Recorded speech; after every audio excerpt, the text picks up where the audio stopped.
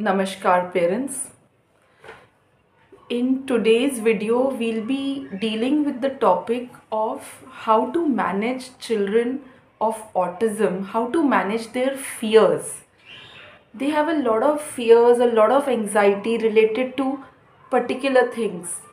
They don't like crowd, some children don't like noise, traveling in public transport, going to new places, change of routine, the sound of mixer, the sound of a pressure cooker, loud sounds, lot of fears they have. How to overcome these fears, how to slowly reduce these fears and make the environment acceptable to our child. This is the topic that we'll be dealing with today. They're afraid of public transport, they're afraid of crowded places, loud sounds, new places. You go to a new relative, you change your house, you go to a new restaurant, things that they are not used to, a new therapy center, a new school. They react very aggressively. They may shout, they may pinch, they may totally try to cover themselves, hide behind us. So how do we deal with these situations and how do we reduce our child's fear? So it's a four-step process, right? And before that four-step, what is most important is that we as parents have to first reduce and get rid of the anxiety that we have when our child reacts in a particular way. A lot of parents, they come and tell me, ma'am, my child behaves very aggressively when I take her out or when I take her to some relatives home, so as a result I've stopped going out. No, that is not the way. If you don't take out your child, how you'll come to know, how you'll reduce their fear, how you'll come to know that what are the behavioral problems I need to work on. For how long will you remain imprisoned in your house? No, we are social people, we are social creatures. We have to move out, right? So what to do in these situations? First, be comfortable. You as parents, be comfortable, be mentally ready, right? Be prepared before exposing your child to a situation that he or she will not like, right? Okay. The first step is expose your child. Small exposures you give to your child. For example, if my child doesn't like to go to new places, some relatives, some friends' home, what I'll do, I'll give that child an exposure of 5 minutes and I'll choose a relative who I know will be empathetic towards my child, towards my child's behavior, and will support me and my child. Right, so I'll tell that relative that okay, I'm getting my child to your house. It may be my mother, my sister. I'm getting my child to your house, okay? And they know how the child may react, right? The exposure will be of 5 minutes, 7 minutes, okay? Before taking my child to that house, I will prepare my child. How? I will do deep compression of my child. Deep compression, rubbing the child's palms and soles, pressing their joints. These are all scientific ways the child gets a proprioceptive feed. The parasympathetic nervous system gets activated, which calms the child, right? And pressing their joints lightly with our own hands, rubbing their palms, rubbing their soles, they get calmed down, right? So I prepare my child. I give him a light massage or a deep compression and calm my child. And I tell my child that son or daughter, we are going to auntie's house. I will not take my child unprepared. No. I will tell him that for 5 minutes we have to go to so and so's house, right? If your child is scared of the mixer, Before switching it on, please tell your child, take him to the kitchen, tell him, keep pressing his shoulders, his arms, his elbows, give him mild compression, squeezes, and tell him that, child, I am going to now switch on the mixer. Yeah, father will switch on the mixer and you and I will sit in the another room and I'll keep pressing. I'll give you that deep compression lightly. I'll keep doing it. Tell your child. This is very important. Please, exposure is needed, but we do not want flooding. No. We don't want to bombard the child. No. This is something I learned from my mother-in-law. My daughter she was very scared of darkness. And she would not permit us to switch off the light at night. So what I would do, I would just switch it off and she would react and I would not listen. She would tell me, no, please put it on. She may cry, but I would not listen, saying that no, I need to expose her. It was not serving the purpose. That exposure was not serving the purpose. So then she started sleeping with my in-laws. Now what my mother-in-law used to do, she used to always tell her that, Garima, we are now switching off the light. And if my daughter would say that, no, please don't, when she would react, my mother-in-law would listen to her. She never ever closed the lights without my daughter's consent. It took her a couple of months to accept it, but slowly she herself said that, okay, please switch off the light. And she started sleeping. Initially, she would let this light be switched off for a few minutes, and slowly the duration increased. And throughout those months, my mother-in-law was absolutely patient with her. Right? So, the type of exposure you give is important. It should serve our purpose. It should not make the child more anxious and fearful. There was a boy in our class, a child with autism, who was very scared of any new place. So when he came to the center, there were other kids, some were crying, there was noise, lot of things which were not comforting to that child. When he entered, the first day he entered, he was shouting like an animal. That was the intensity of his voice. For 2 weeks, that boy sat, he would come, sit on the steps, the entrance, the steps of the center and not come in. For 2 hours, he would sit on the steps but not come in. 2 weeks. Then we gave him a stool. Right next to the steps, we gave him a stool that, please don't sit on the steps. You sit on the stool. Then he started sitting on the stool. Then we slowly reduced the distance of the stool from the entrance slightly towards the therapy room. This is how we exposed him. It took us, you will not believe, 2.5 months to make him sit in the place where the therapy is conducted. 2.5 months it took us.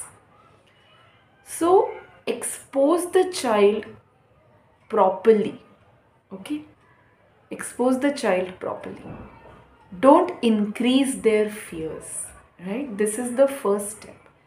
And be ready to give unconditional support. Accept that your child has this fear. Accept it. And accept the fact that reducing this fear will take time. And support your child unconditionally. I have been doing it for 10 days, but there's no response. No. It will take time. It will take you a couple of months. So, give your child time. Exposure, slow exposure.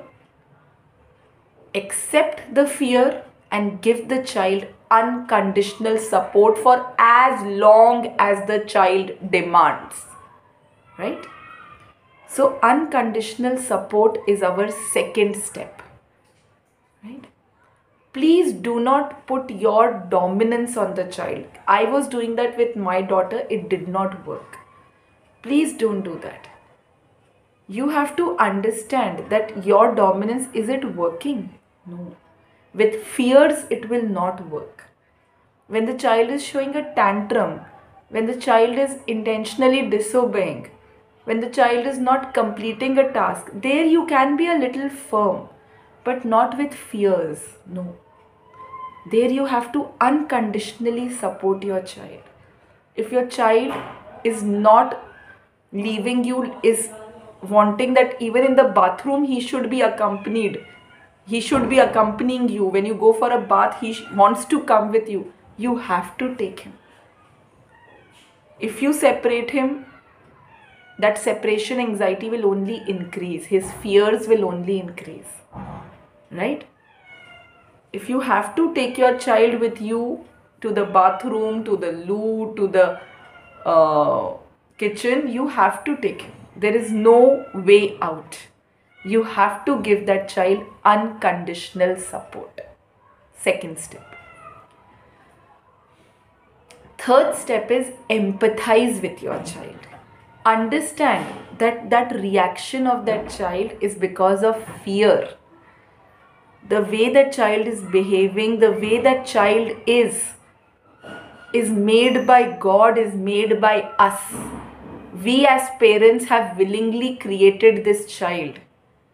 And it is our duty and responsibility to love, support and accept him unconditionally. Okay. The day you accept this, that this child is, he's an image of God. And the way what he is today, there is no mistake of his. We have only created him. God has created him. This day you start believing it. We all say this, but we don't believe it.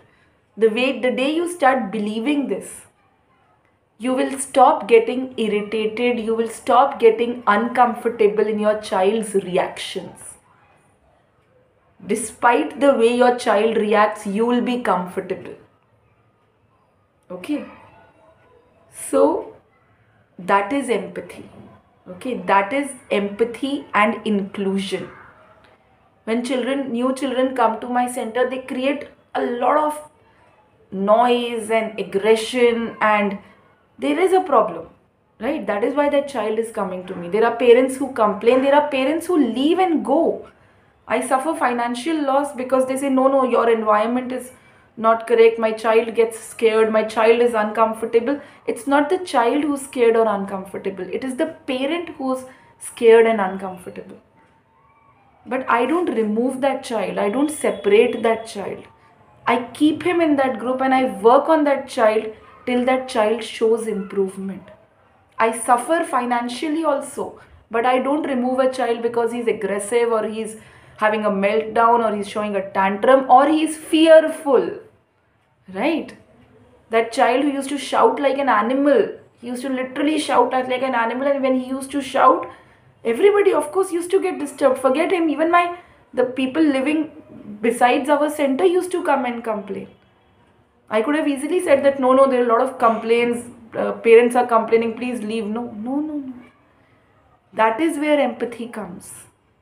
I have to understand that this child is made by God. The way he is reacting is made by God.